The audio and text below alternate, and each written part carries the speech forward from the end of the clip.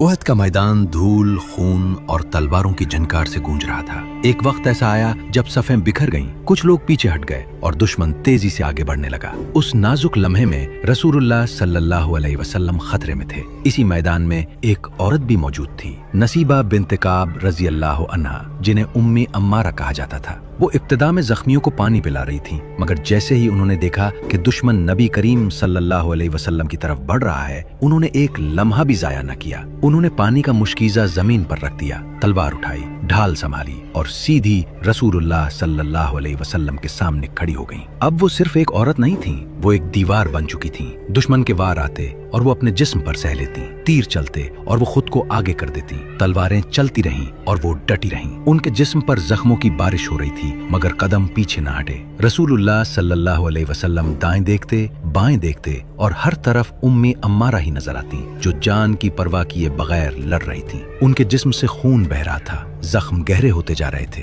مگر ان کی زبان پر ایک ہی خواہش تھی۔ وہ عرض کرنے لگیں، یا رسول اللہ، دعا فرمائیں کہ ہم جنت میں بھی آپ کے ساتھ ہوں۔ یہ سن کر نبی کریم صلی اللہ علیہ وسلم نے ہاتھ اٹھائے اور دعا فرمائی، اے اللہ، انہیں جنت میں میرا ساتھ عطا فرما۔ یہ دعا سن کر جیسے ان کے زخموں کا درد بھی ہلکا ہو گیا، وہ پھر کھڑی ہو گئیں، پھر لڑیں، پھر اپنے نبی کا دفاع کرتی رہیں۔ جنگ ختم ہوئی، مگر ان کے جسم پر زخموں کے نشانات باقی رہے، ایک دو نہیں، کئی گہرے زخم جو ان کی بہادری کی گواہی دیتے تھے۔ مگر یہ کہانی یہیں ختم نہیں ہوتی، بعد میں بھی وہ میدان جنگ میں نکلیں، یمامہ کی جنگ میں شریک ہوئیں، جہاں ان کا ایک ہاتھ کٹ گیا، مگر ایمان نہ کمزور ہوا نہ حوصلہ ٹوٹا۔ یہ کسی عام بہادری کی داستان نہیں، یہ وفاداری کی انتہا ہے۔ یہ ایک ایسی عورت کی کہانی ہے جس نے اپنے جسم کو ڈھال بنا کر اپنے نبی کی حفاظت کی۔ یہ ہمیں سکھاتی ہے کہ محبت صرف الفاظ سے نہیں ہوتی، کبھی کبھی وہ زخموں میں لکھی جاتی ہے، قربانی میں نظر آتی ہے اور تاریخ میں ہمیشہ کے لیے زندہ رہتی ہے۔